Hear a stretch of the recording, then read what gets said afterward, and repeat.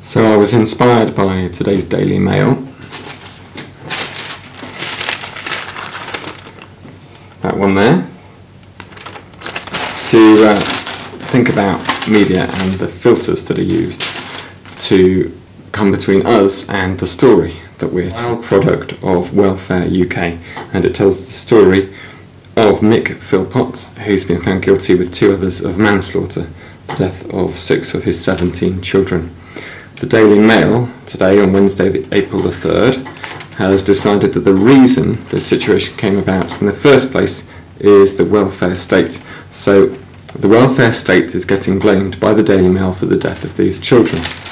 Many people rightly are horrified that the Daily Mail has decided to hook its agenda cynically into a story of tragedy, but it should come as no surprise. The story that the Daily Mail tells is a story which goes through a number of filters, and I thought I'd spend some time looking at those filters now. The first filter is the filter of ownership. So who owns the Daily Mail? The Daily Mail is owned by the Daily Mail Group Trust, and the Daily Mail Group Trust is beholden to its shareholders, the largest of which is a Viscount Jonathan. Viscount Jonathan is a friend of David Cameron's and has bankrolled the Conservative Party, which is bringing in all these cuts to the welfare, the privatisation of the National Health Service. Daily Mail Group Trust has other business interests, and the Daily Mail itself is just a small cog in the whole machine.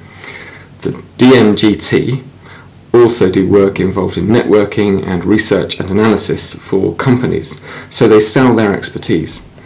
And almost all of that expertise is sold to either banks or to companies in the oil and gas industry.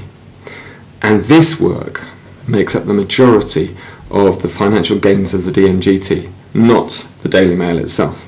So the people that the Daily Mail editor has to keep happy in the story that it tells and the agenda that it sets are the oil companies and the bankers. It should come as no surprise then that it doesn't blame the bankers for the current mess we're in. Who then can the Daily Mail blame? Well, it blames the welfare state. It blames people who are unemployed or who need incapacity benefits. It blames immigrants. It blames asylum seekers. It blames everybody it possibly can, apart from the bankers and the fossil fuel industry. This is what we call scapegoating. This is the process of working within a system which doesn't work, an unjust system, and choosing a scapegoat to blame for the dis-ease within that society rather than look at the root causes.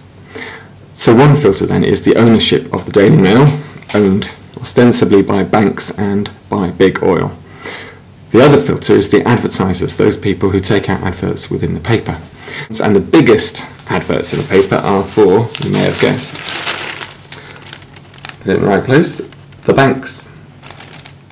So we have the filter of the ownership and the filter of the advertisers. They can't tell stories which upset the people who pay for the adverts, and it's the adverts, not the 60p you give to buy the paper. So we can see the people who tell the story on our behalf that we listen to, those people have their own agenda. They tell their story through filters.